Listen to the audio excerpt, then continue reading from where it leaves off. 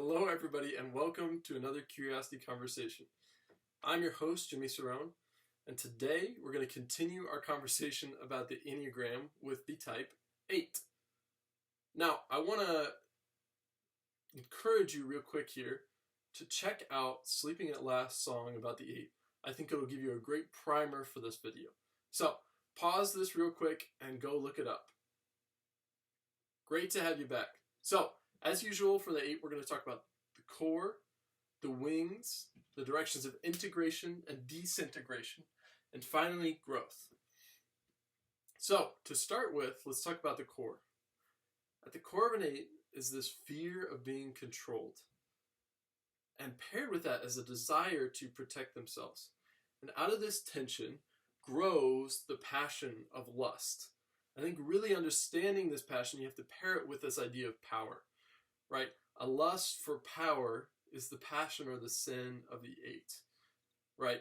This fear of being controlled is covered by this power that 8s wield, and it's really obvious to anyone that is around an 8.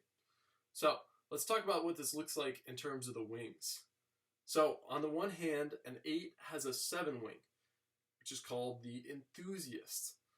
And the 8, the challenger, combines with the 7 to form the maverick, right? So you get this really high energy of the 7 that's always coming up with new ideas, and you combine that with this challenger side of the 8, and you get groundbreaking stuff. So that's the 8-wing 7. It's kind of defying power structures and creating whole new fields. Now, on the other side, you have the 9, which is the Peacemaker, very different energy than the 7. When the 9 combines with the 8, the challenger, you actually get the bear. And really here, think of a mother bear, right? The mother bear wants to keep those around her very safe and peaceful, but will do whatever is required to protect them from outside threats.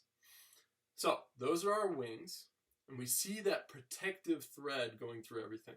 And we'll see it again here in directions of integration and disintegration. When 8s disintegrate towards 5, they take the shield they use to protect themselves and they pull it even closer, and they become fearful and secretive.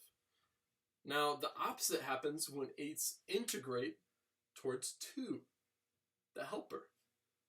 They seem to open up that shield and include other people in their protection.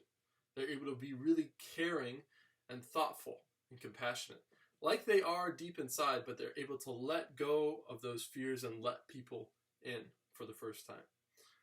So we've talked about that direction of integration. How do we get there? Let's talk about growth. So for 8s to grow, I think there's 2 important concepts about power that they need to start to understand. I think it's encompassed in this phrase I came up with.